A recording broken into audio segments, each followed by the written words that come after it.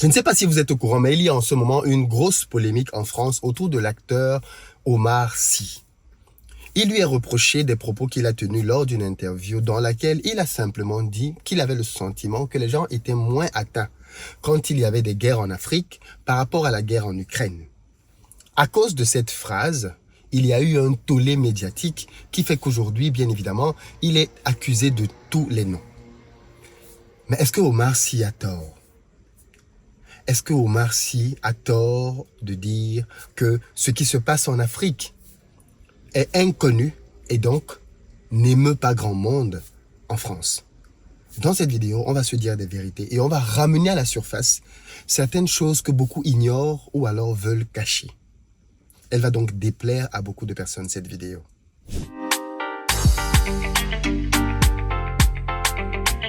Salut à toi, bienvenue sur ma chaîne, moi c'est Philippe Simo.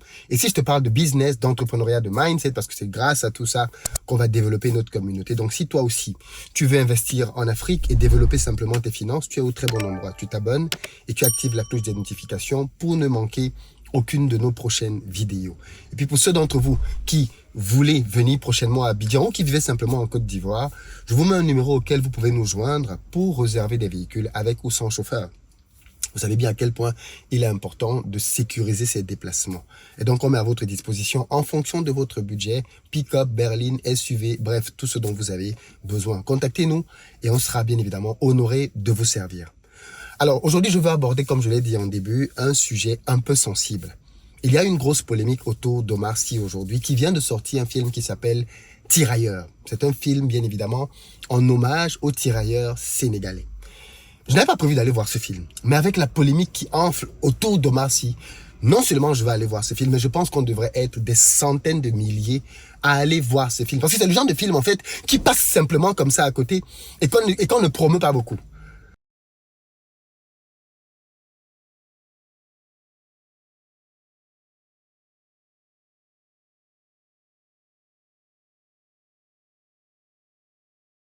Je trouve que c'est courageux pour un acteur comme Omar Sy d'avoir accepté de prendre un sujet comme celui-là et de mettre son image, parce que c'est un risque que tu prends en tant qu'acteur quand tu choisis certains sujets, d'associer son image à un tel film et d'en faire la promotion.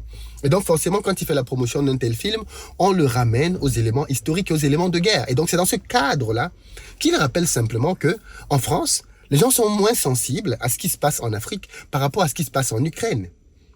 Et à cause de ça, on crie au tollé. Mais est-ce que c'est de l'hypocrisie? Est-ce que c'est de l'hypocrisie? Qui en France s'intéresse au conflit au Sahel? Alors oui, la France a perdu une cinquantaine de soldats au Sahel sur beaucoup d'années. C'est vrai. Mais est-ce que les gens en France savent réellement ce qui se passe là-bas? On a vendu à la population qu'on allait au Sahel pour se battre pour la démocratie. On sait tous que c'est faux. Est-ce que les Français savent réellement pourquoi les soldats sont allés mourir là-bas? Est-ce que les gens savent? Non, on n'en parle pas. Omerta. Donc forcément, parce que les gens ne savent pas réellement ce qui se passe, c'est le silence absolu. Je vais revenir sur l'histoire des tirailleurs, mais avant, je vais d'abord mettre un contexte. C'est très important de mettre un contexte. Moi, je pense qu'on ne peut pas accuser les Français de ne pas s'émouvoir de ce qui se passe en Afrique, simplement parce que pour que les populations soient émues par une situation, il faudrait que les médias en parlent et que les médias rabâchent les oreilles matin, midi, soir. On a vu ça avec le Covid. Les gens commençaient à avoir peur de se toucher même dans la même maison. Les gens ne se touchaient pas, les gens ne s'embrassaient plus dans la même maison parce que les médias disaient. Les mêmes médias nous parlent matin, midi, soir de tout ce qui se passe en Ukraine. En ayant pris bien évidemment un parti, le parti de soutenir l'Ukraine. Donc, on a des médias qui nous parlent matin, midi, soir de ce qui se passe en Ukraine. Et donc, forcément, les gens vont s'émouvoir. Quand on te montre des bombardements, on te montre comment est-ce que des endroits ont été frappés à gauche, à droite tous les jours, eh bien forcément, tu vas vouloir être en empathie avec les victimes. Et les Français sont en empathie avec les victimes. On a fait venir des Ukrainiens, on les loge, on les blanchit, on les nourrit. On fait pour eux ce qu'on peut. Parce qu'on est sous comment je vais dire ça? On réagit à ce que les médias nous montrent. Donc moi, je pense que s'il y a un vrai coupable dans tout ça, au-delà des Français, ce sont les médias qui choisissent minutieusement les conflits qu'ils mettent en avant et ceux qu'ils font taire, aussi simple que ça. Pourquoi les médias, dans un pays comme la France, décident de faire taire tout ce qui se passe en Afrique? Je vais vous dire d'où ça vient, c'est cette manipulation médiatique, parce que ce n'est pas nouveau. Figurez-vous que le président français, Emmanuel Macron, est allé au Tchad adouber le fils du président Déby pour le mettre au pouvoir. Rien qu'à cause de ça, je pense que sous la présidence de Macron, il n'y a pas eu beaucoup d'affaires plus graves que ça. Je pense qu'il n'y a pas eu une violation de la démocratie plus grave que ça sous le mandat du président Macron. Vous avez entendu des médias en parler? Non. Vous avez entendu les journaux rabâcher matin, midi, soir? Non. Parce que les médias, s'ils étaient objectifs, ils auraient fait de ce cas-là un gros sujet. Pour dire, mais ce n'est pas possible. Comment un président français peut se permettre d'aller adouber le fils d'un chef d'État qui est décédé au détriment de la Constitution du propre pays? Comment c'est possible? Alors même qu'on est en train de dire que la France-Afrique c'est fini, que les rapports dans lesquels la France s'immisce dans les affaires des pays africains sont terminés. Comment est-ce possible? Aucun média n'en a parlé, avec l'ampleur que ça méritait. Aucune analyse n'a été faite pour pouvoir dénoncer ça avec la plus haute énergie. Mais je vais aller plus loin. Pour ceux d'entre vous qui disent « Ouais, tel politicien est différent, la droite est différente, l'extrême droite est différente, Mélenchon est différent. » Non, ils sont tous pareils quand il s'agit de l'Afrique. Parce qu'en fait, c'était le moment pour les autres politiciens de prendre le président français en grippe et de lui dire « Honte à toi !»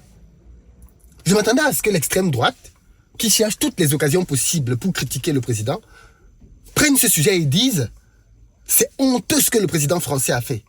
J'attendais que Marine Le Pen soit la première, ou alors que Mélenchon, l'ami des Africains, il était au Burkina. Je m'attendais à ce que Mélenchon vienne en tête de liste et dise « On ne veut plus de cette France qui s'immisce dans les affaires des pays africains ». Je m'attendais à ça.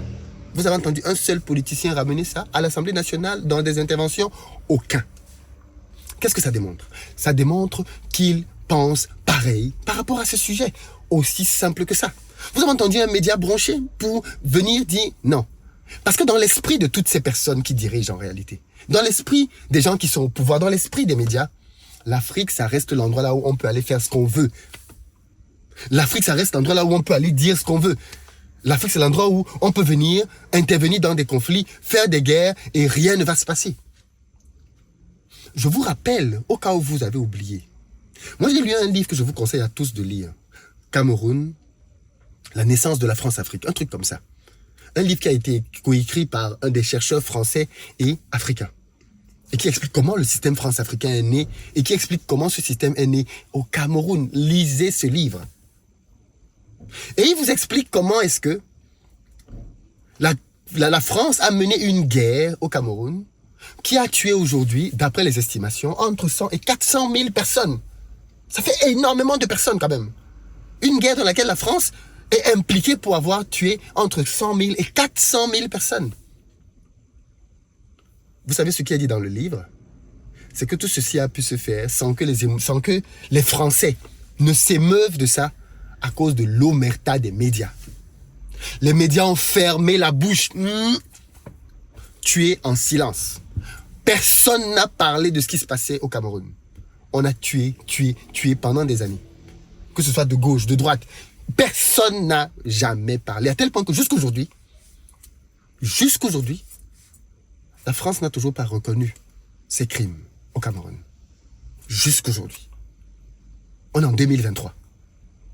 Donc quand les gens viennent nous dire, oui, moi je veux rompre avec ça, il faut d'abord laver le linge sale. On ne peut pas rompre si on n'a pas lavé le linge sale. On ne peut pas demander aux Africains d'oublier ou de faire comme si rien ne s'était passé si on n'a pas lavé le linge sale. Et il faut le laver. Il faut le laver. Mais bien évidemment, ce ne sont pas les politiciens, ce ne sont pas les journalistes qui vont le faire. Les médias ne sont pas libres et ils ne sont pas indépendants. Les principaux médias, ils ne le sont pas. On te dit que plus de 90% des médias en France sont détenus par 5 ou 6 milliardaires, je crois. Qu'est-ce que tu veux? Qu'est-ce que tu veux? Tu veux obtenir quelle liberté de là? Mais je vais chuter avec les tirailleurs sénégalais. Les tirailleurs sénégalais, On connaît tous le massacre de Tcheroy. Pour ceux qui ont oublié, les tirailleurs sénégalais, c'est une armée qui avait été constituée pour venir soutenir la France pendant les guerres, Première et Seconde Guerre mondiale. Cette armée était née au Sénégal, mais c'était une armée qui avait les Maliens, les Mauritaniens, les Camerounais, à peu près tout le monde était là-dedans. Les Noirs qui sont venus pour se battre pour la France. Ils se sont battus pour la France, ils sont morts. Ceux qui ont survécu, au moment où la France devait être libérée, le général de Gaulle a décidé du blanchiment de l'armée, c'est-à-dire qu'il ne fallait pas qu'on voit des Noirs défiler en France comme étant ceux qui ont sauvé Paris. Non, on a donc décidé de mettre les Noirs de côté. Qu'est-ce qu'on a fait ensuite? Les Noirs ont commencé à demander simplement leur pension et leur dû parce qu'ils se sont battus pour la France. Ils n'ont rien eu. Et au lieu de ça, on leur a dit, plutôt que de revendiquer ça, allez au Sénégal, d'où Tcharoy, on va vous donner votre dû là-bas. Ils sont venus un matin pour demander donc ce dû-là. On a fermé les barrières. L'armée française a participé à ça. On les a fusillés. Tous morts. Pourquoi? Après s'être battus pour la France, ça crée même des émotions quand tu en parles, quoi. Après s'être battus pour la France, voilà comment ils ont été tués. Et vous pensez que c'est un petit sujet? Combien de Français sont au courant de ça? Combien de Français connaissent les horreurs qui ont été commises? Très peu. Très, très peu. Mais allons plus loin. Est-ce que vous savez même qu'en ce moment où je vous parle, les tirailleurs sénégalais sont toujours en bisbille avec le gouvernement français? Est-ce que vous savez que ce n'est que cette semaine-là? Les tirailleurs qui sont encore survivants, il y en a une quarantaine seulement. Ils étaient obligés, depuis la guerre, de revenir en France pendant 6 mois pour toucher leurs indemnités. Pendant 6 mois. Alors qu'ils disaient, mais nous on veut vivre, vieillir, mourir dans nos pays. Versez-nous notre pension. L'armée disait, l'État disait, non, on ne vous donne pas de pension. Vous devez vivre en France. Imaginez les gens qui ont plus de 90 ans. Obligés de venir en France 6 mois dans l'année parce qu'ils veulent espérer toucher leur PQ. Ce n'est que maintenant qu'on vient de leur donner le droit de rentrer vivre dans leur pays toute l'année s'ils veulent et de toucher leur PQ. Vous imaginez la chose? Voilà des gars qui se sont battus pour la France, qui sont morts pour la France et qu'on traite de cette manière jusqu'aujourd'hui. Est-ce que vous pensez que les citoyens français sont au courant de ça? Non! Pourquoi? Parce que les médias n'en parlent pas. Pourquoi les médias n'en parlent pas? Parce qu'ils sont aux ordres, simplement. Aussi simple que ça. Ce qui touche l'Afrique, c'est pas important. Donc, quand Omar Sy dit que les Français ne s'émeuvent pas de ce qui se passe en Afrique, il a raison. Maintenant, on ne va pas l'accuser, le Français lambda, de ne pas s'émouvoir, puisque le Français lambda lui-même, il s'émeut de ce qu'on lui présente. Le véritable coupable, c'est le système médiatique qui choisit ce qu'il met en avant, le type d'histoire qu'il raconte, qui décide un jour que Kadhafi c'est un ange, on peut le recevoir à l'Élysée, et qui décide après que c'est un monstre qu'on doit tuer. Et que c'est normal qu'on l'ait tué. Que Saddam Hussein, c'est normal qu'on l'ait tué. Il avait des armes de destruction massive. Ainsi de suite, ainsi de suite, ainsi de suite. Voilà la réalité. Voilà la réalité de nos pays. Désinformation dans un cas. Et quand tu oses la ramener pour dire, ouais, mais non, il y a tel qui souffre. Ah, mais non, tu te prends pour qui, toi? Pour oser critiquer le système. Et là, vous allez entendre des gens qui vont sortir des conneries du genre, oui, mais c'est un acteur qui parle de cinéma. Mais fermez-la, bon sang. Donc vous pensez que quelqu'un, parce qu'il est acteur, il n'a aucune culture générale, il n'a pas le droit de se prononcer sur les autres sujets de société. Au nom de quoi? Qui vous donne ce droit de dire, toi tu es footballeur, ne parle que du foot? Mais vous avez quoi dans la tête de donner ce genre d'argument à 2 balles? Voilà la réalité. Donc moi je vais aller voir le film Tirailleurs. Je vous conseille d'aller le voir aussi. Je pense qu'il faut le soutenir. Il vaut la peine. Et puis oui, il y a beaucoup d'histoires comme celle-là, dont les populations en France ne sont absolument pas du tout informées. Parce que si elles l'étaient, je pense qu'elles... De toute façon, plusieurs l'ont dit. Il y a tellement de sujets qu'on cache aux populations. Parce que si les populations savaient, il y a longtemps qu'il y aurait eu des révolutions. On préfère leur cacher. Aussi simple que ça. Qu'est-ce que vous en pensez dans les commentaires? Je vous écoute.